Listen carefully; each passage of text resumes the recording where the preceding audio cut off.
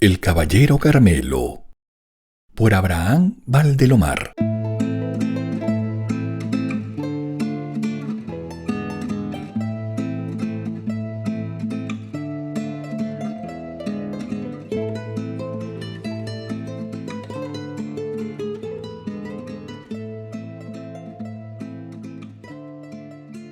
Capítulo 1. Un día, después del desayuno, cuando el sol empezaba a calentar, vimos aparecer desde la reja, en el fondo de la plazoleta, un jinete en bellísimo caballo de paso. Pañuelo al cuello que agitaba el viento, sanpedrano pellón de sedosa cabellera negra y henchida alforja, que picaba espuelas en dirección a la casa. Reconocímosle. Era el hermano mayor que años corridos volvía. Salimos atropelladamente gritando: «¡Roberto! ¡Roberto!». Entró el viajero al empedrado patio, donde el ñorbo y la campanilla enredábanse en las columnas como venas en un brazo, y descendió en los de todos nosotros. Cómo se regocijaba mi madre. Tocábalo, acariciaba su tostada piel, encontrábalo viejo, triste, delgado, con su ropa empolvada aún. Roberto recorría las habitaciones rodeado de nosotros. Fue a su cuarto, pasó al comedor, vio los objetos que se habían comprado durante su ausencia y llegó al jardín. «¿Y la higuerilla?», dijo. Buscaba entristecido aquel árbol cuya semilla sembrara él mismo antes de partir. Reímos todos. «Bajo la higuerilla estás».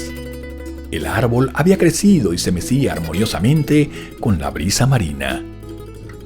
Tocólo mi hermano, limpió cariñosamente las hojas que le rebozaban la cara y luego volvimos al comedor. Sobre la mesa estaba la alforja rebosante.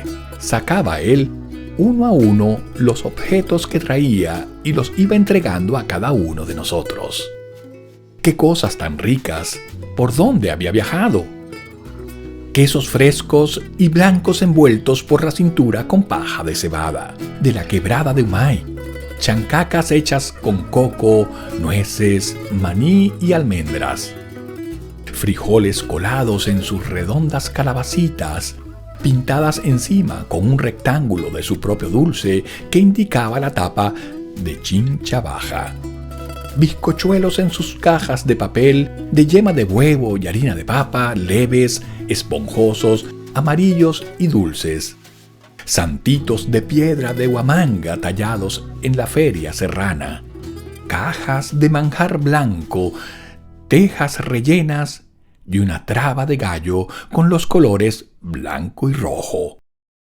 Todos recibíamos el obsequio y él iba diciendo al entregárnoslo: «Para mamá, para Rosa, para Jesús, para Héctor».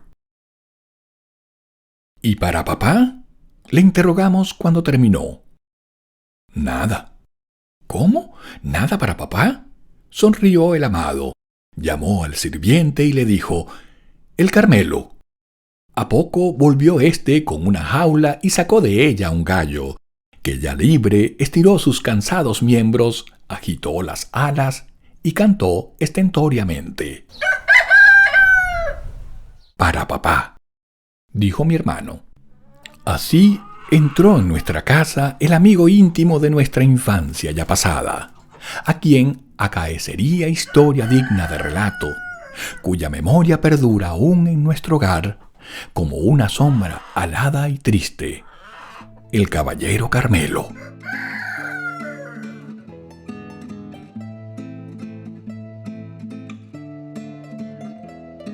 Capítulo 2.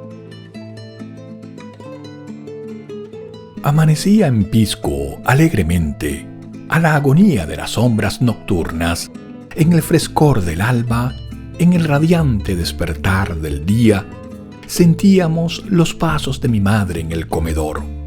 preparando el café para papá.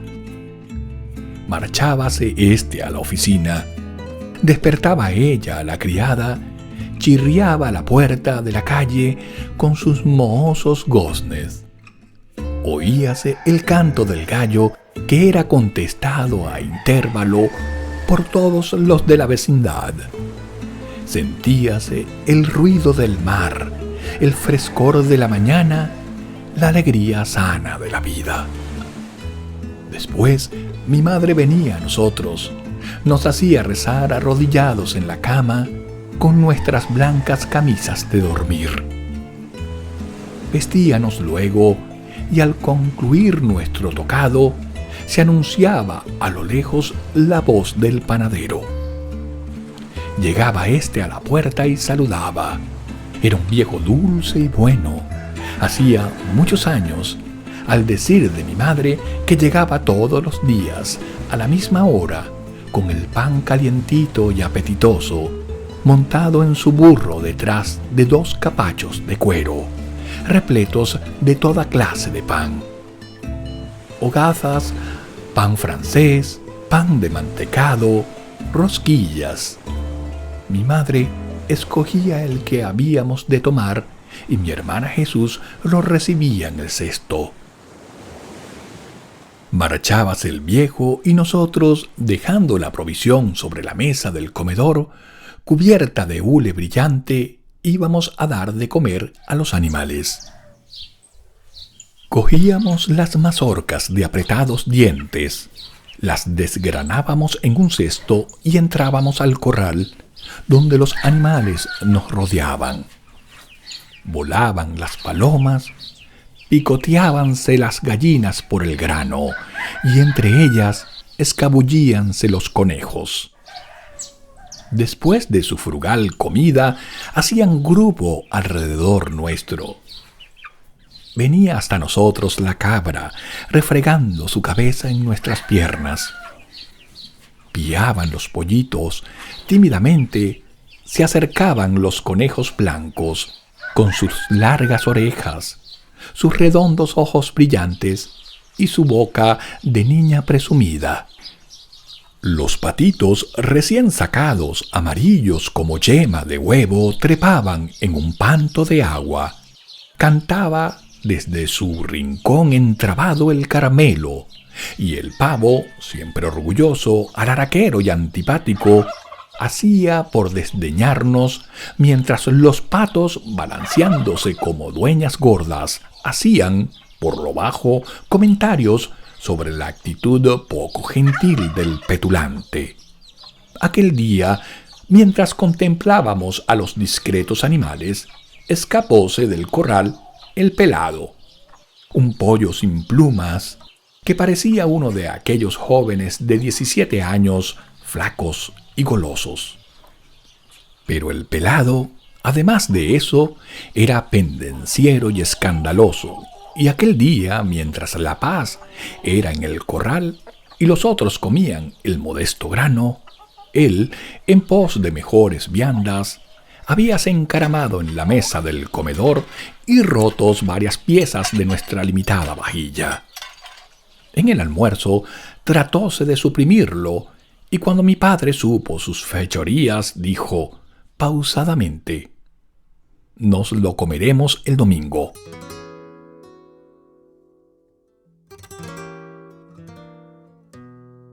Defendiólo mi primer hermano, Anfiloquio, su poseedor suplicante y lloroso.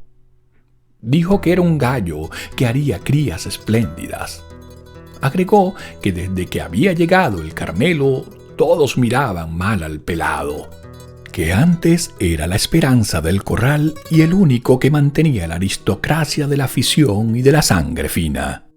«¿Cómo no matan?», decía en defensa del gallo, «a los patos que no hacen más que ensuciar el agua, ni al cabrito que el otro día aplastó a un pollo, ni al puerco que todo lo enloda y solo sabe comer y gritar, ni a las palomas que traen mala suerte». Se adujeron razones. El cabrito era un bello animal de suave piel, alegre, simpático, inquieto, cuyos cuernos apenas apuntaban. Además, no estaba comprobado que había matado al pollo. El puerco mofletudo había sido criado en casa desde pequeño. Y las palomas con sus alas de abanico eran la nota blanca. Subíanse a la cornisa a conversar en voz baja, hacían sus nidos con amoroso cuidado y se sacaban el maíz del buche para darlo a sus polluelos.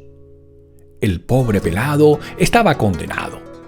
Mis hermanos le pidieron que se le perdonase, pero las roturas eran valiosas y el infeliz solo tenía un abogado, mi hermano y su señor, de poca influencia. Viendo ya perdida su defensa y estando la audiencia al final, pues iban a partir la sandía, inclinó la cabeza. 2 gruesas lágrimas cayeron sobre el plato como un sacrificio, y un sollozo se ahogó en su garganta. Callamos todos. Levantóse mi madre, acercóse al muchacho, lo besó en la frente y le dijo: «No llores, no nos lo comeremos».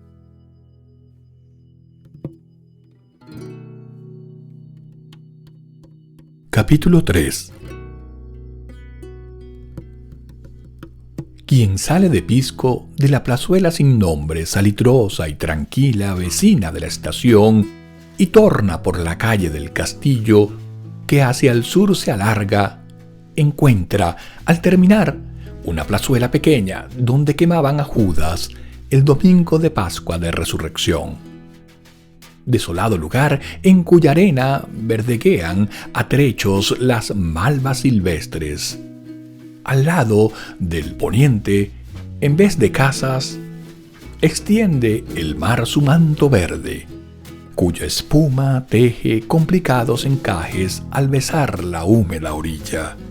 Termina en ella el puerto y siguiendo hacia el sur se va por estrecho y arenoso camino, teniendo a diestra el mar y a izquierda mano angostísima faja, ora fértil, ora infecunda, pero escarpada siempre, detrás de la cual, a oriente, extiéndese el desierto, cuya entrada vigilan de trecho en trecho, como centinelas, una que otra palmera desmedrada, alguna higuera nervuda y enana, y los toñuces siempre coposos y frágiles.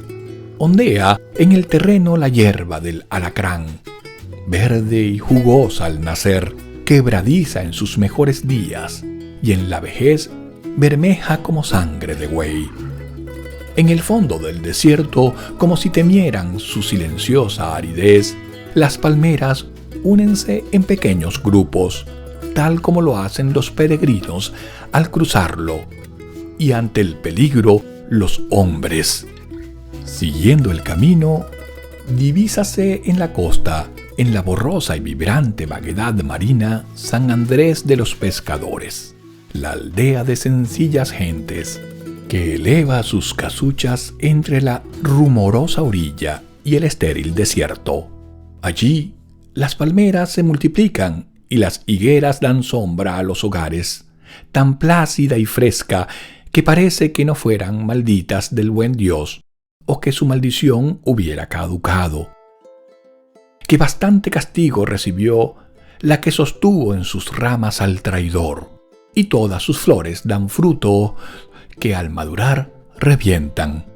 En tan peregrina aldea de caprichoso plano levántanse las casuchas de frágil caña y estera leve, junto a las palmeras que a la puerta vigilan, limpio y brillante, reposando en la arena blanda sus caderas amplias.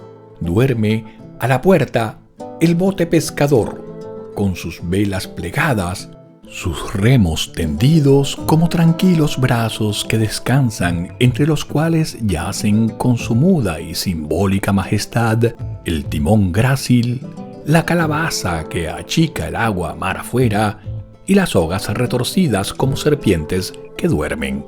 Cubre piadosamente la pequeña nave, cual blanca mantilla, la pescadora red circundada de caireles de liviano corcho. En las horas del mediodía, cuando el aire en la sombra invita al sueño, junto a la nave, teje la red el pescador abuelo. Sus toscos dedos anudan el lino que ha de enredar al sorprendido pez. Raspa la abuela el plateado lomo de los que la víspera trajo la nave. Saltan al sol como chispas las escamas y el perro husmea en los despojos.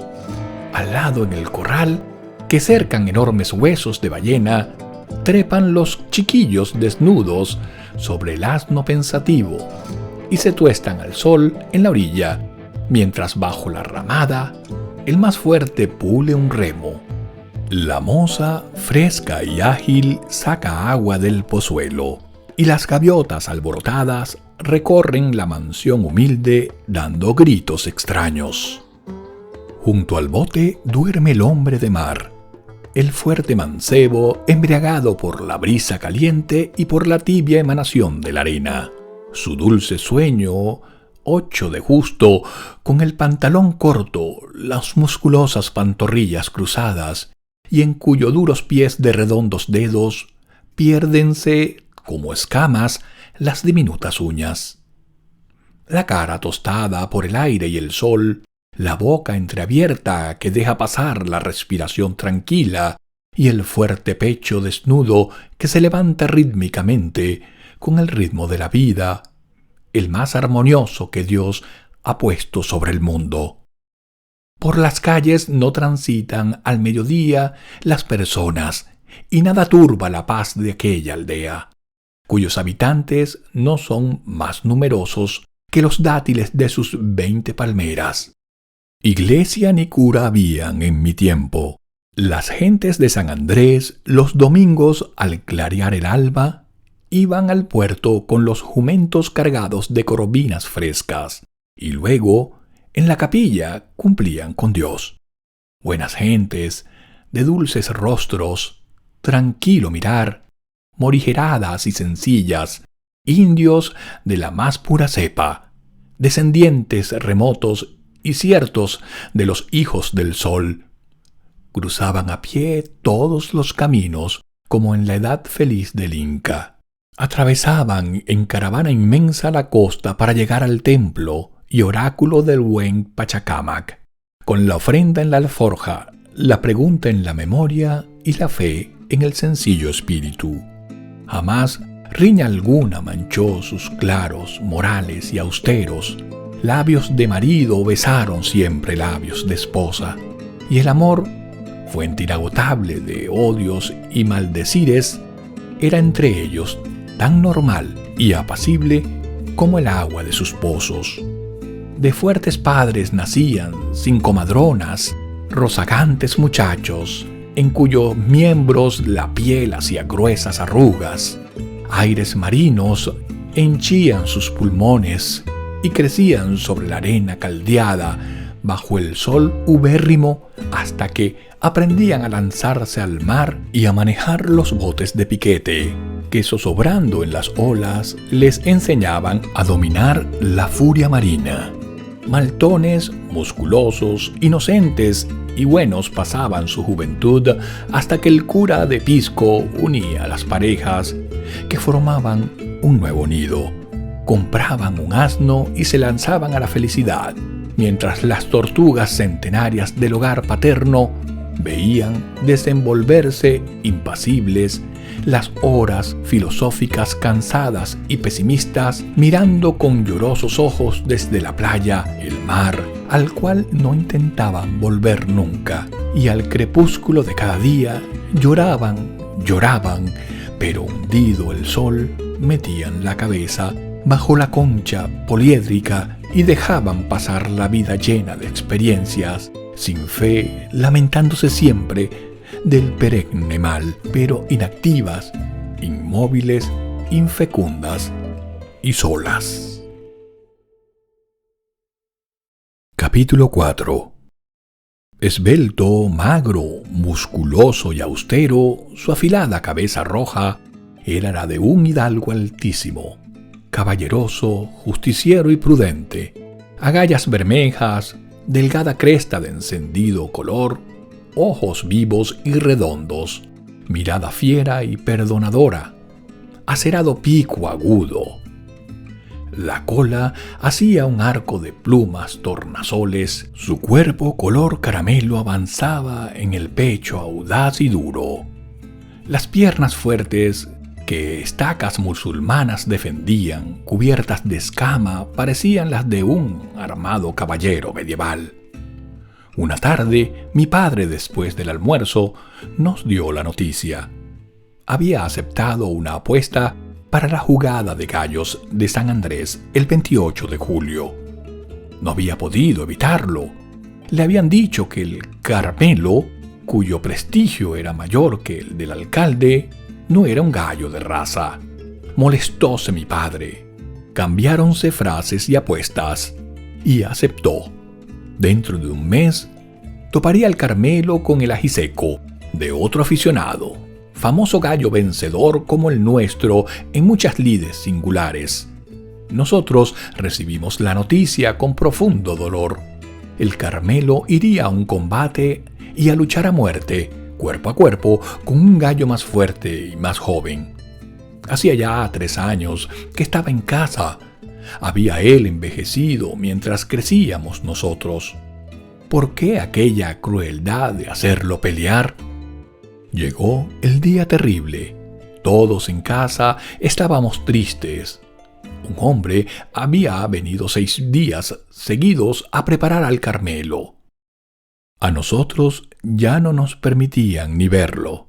El día 28 de julio por la tarde vino el preparador y de una caja llena de algodones sacó una media luna de acero con unas pequeñas correas.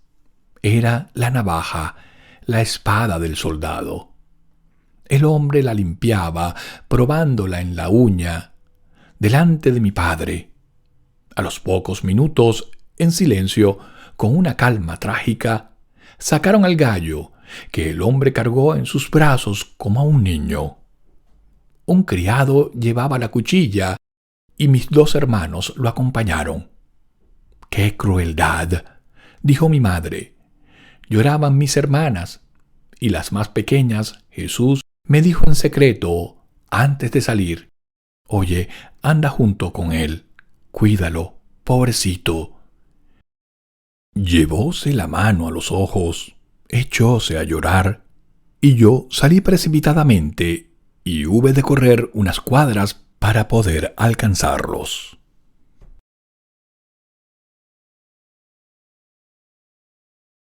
Capítulo 5. Llegamos a San Andrés. El pueblo estaba de fiesta, banderas peruanas agitaban sobre las casas por el Día de la Patria, que allí sabían celebrar con una gran jugada de gallos a la que solían ir todos los hacendados y ricos hombres del valle. En ventorrillos, a cuya entrada había arcos de sauces envueltos en colgaduras y de los cuales prendían alegres quitasueños de cristal, vendían chicha de bonito, butifarras, pescado fresco asado en brasas y anegado en cebollones y vinagre. El pueblo los invadía parlanchín y endomingado con sus mejores trajes. Los hombres de mar lucían camisetas nuevas de horizontales franjas rojas y blancas, sombrero de junco, alpargatas y pañuelos anudados al cuello. Nos encaminamos a la cancha. Una frondosa higuera daba acceso al circo bajo sus ramas enarcadas. Mi padre, rodeado de algunos amigos, se instaló. Al frente estaba el juez y a la derecha el dueño del paladín ajiseco. Sonó una campanilla, acomodáronse las gentes y empezó la fiesta. Salieron por lugares opuestos 2 hombres, llevando cada uno un gallo.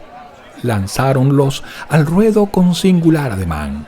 Brillaron las cuchillas, miráronse los adversarios, 2 gallos de débil contextura y uno de ellos cantó. Colérico respondió el otro echándose al medio del circo. Miráronse fijamente, alargaron los cuellos, erizadas las plumas, y se acometieron.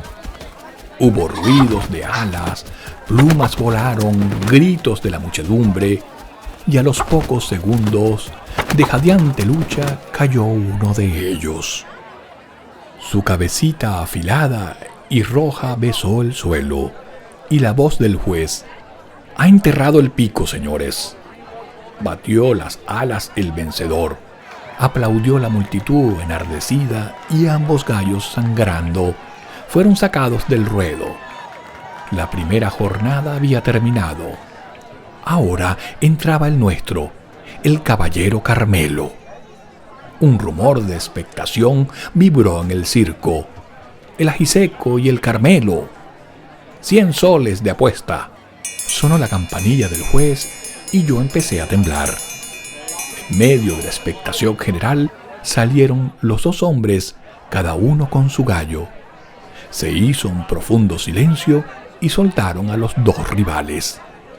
Nuestro Carmelo, al lado del otro, era un gallo viejo y achacoso. Todos apostaban al enemigo, como augurio de que nuestro gallo iba a morir.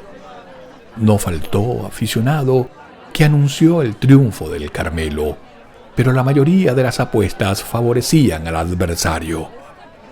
Una vez frente al enemigo, el Carmelo empezó a picotear, agitó las alas y cantó estentoriamente. El otro, que en verdad parecía ser un gallo fino de distinguida sangre y alcurnia, hacía cosas tan petulantes cuan humanas. Miraba con desprecio a nuestro gallo y se paseaba como dueño de la cancha. Enardeciéronse los ánimos de los adversarios. Llegaron al centro y alargaron sus erizados cuellos, tocándose los picos sin perder terreno. El ajiseco dio la primera embestida. Entablóse la lucha. Las gentes presenciaban en silencio la singular batalla, y yo rogaba a la Virgen que sacara con bien a nuestro viejo paladín. Batíase él con todos los aires de un experto luchador, acostumbrado a las artes azarosas de la guerra. Cuidaba poner las patas armadas en el enemigo del pecho. Jamás picaba a su adversario, que tal cosa es cobardía. Mientras que este, bravucón y necio, todo quería hacerlo a aletazos y golpes de fuerza. Jadeantes se detuvieron un segundo. Un hilo de sangre corría por la pierna de Carmelo. Estaba herido, mas parecía no darse cuenta de su dolor. Cruzáronse nuevas apuestas en favor del ajiseco, y la gente felicitaba ya al poseedor del menguado. En un nuevo encuentro, el Carmelo cantó, acordóse de sus tiempos y acometió con tal furia que desbarató al otro de un solo impulso. Levantóse éste y la lucha fue cruel e indecisa. Por fin, una herida grave hizo caer al Carmelo jadeante. «¡Bravo, bravo, el ajiseco!», gritaron los partidarios creyendo ganada la prueba. Pero el juez, atento a todos los detalles de la lucha y con acuerdo de cánones, dijo: «Todavía no ha enterrado el pico, señores». En efecto, incorporóse el Carmelo. Su enemigo, como para humillarlo, se acercó a él sin hacerle daño. Nació entonces, en medio del dolor de la caída, todo el coraje de los gallos de Caucato. Incorporado el Carmelo como un soldado herido, acometió de frente y definitivo sobre su rival, con una estocada que lo dejó muerto en el sitio. Fue entonces cuando el Carmelo, que se desangraba, se dejó caer después que el ajiseco había enterrado el pico. La jugada estaba ganada y un clamoreo incesante se levantó en la cancha. Felicitaron a mi padre por el triunfo, y como esa era la jugada más interesante, se retiraron del circo mientras resonaba un grito entusiasta: «¡Viva el Carmelo!».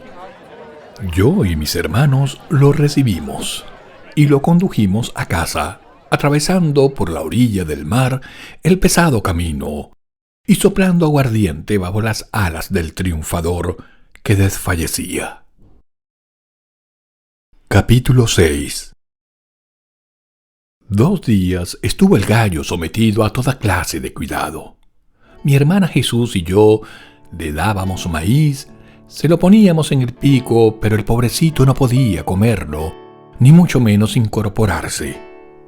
Una gran tristeza reinaba en la casa aquel segundo día, después del colegio, cuando fuimos yo y mi hermana a verlo.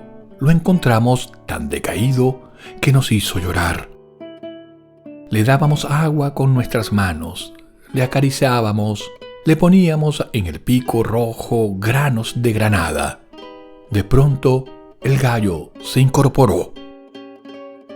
Caía la tarde y por la ventana del cuarto donde estaba entró la luz sangrienta del crepúsculo.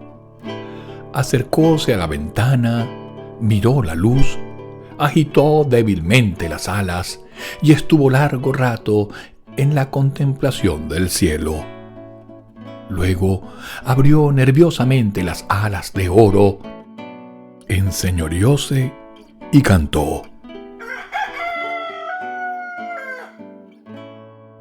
Retrocedió unos pasos, inclinó el tornasolado cuello sobre el pecho, tembló desplomándose, estiró sus débiles patitas escamosas y mirándonos amoroso, expiró apaciblemente. Echamos a llorar, fuimos en busca de mi madre y ya no lo vimos más. Sombría fue la comida aquella noche. Mi madre no dijo ni una sola palabra. Y bajo la luz amarillenta del lamparín, todos nos mirábamos en silencio.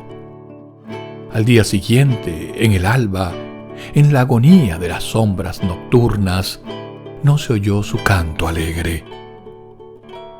Así pasó por el mundo aquel héroe ignorado, aquel amigo tan querido de nuestra niñez, el caballero Carmelo, flor y nata de paladines, y último vástago de aquellos gallos de sangre y de raza, cuyo prestigio unánime fue el orgullo, por muchos años, de todo el verde y fecundo valle de Caucato.